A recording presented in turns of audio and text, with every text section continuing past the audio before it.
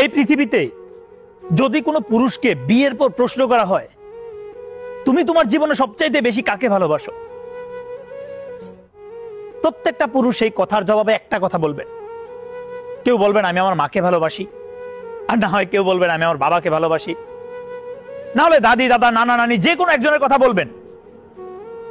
আজ পর্যন্ত আমি আপনাদের কাছে একটা প্রশ্ন করি, আজ পর্যন্ত এমন কোন পুরুষকে পৃথিবীতে জন্মেছে যে তাকে যখন এই প্রশ্নটা করা হয় সে এক কথা একটা জবাব দিছে যে আমি আমার স্ত্রীকে ভালোবাসি?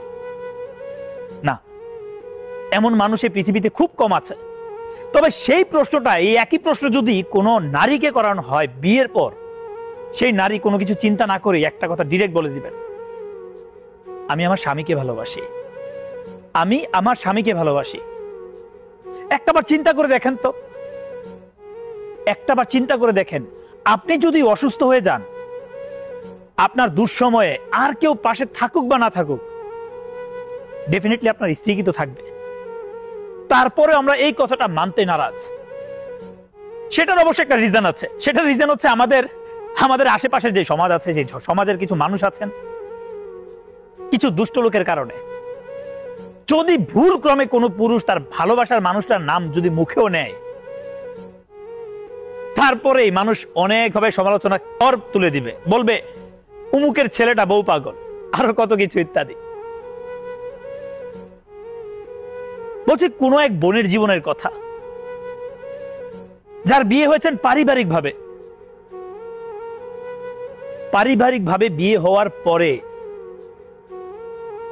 সে যখন প্রেগনেন্ট হয়, তার গর্ভে যখন তার স্বামীর সন্তান আসেন, সেই স্ত্রীকে নিয়ে তার স্বামী একটু বাইরে যাবে, একটা রিকশায় বসতে সে লজ্জা পায়। একটাবার ভেবে দেখেন না, একটাবার ভেবে দেখেন তার গর্ভে যে সন্তানটা আছে, সেই সন্তানটা কার?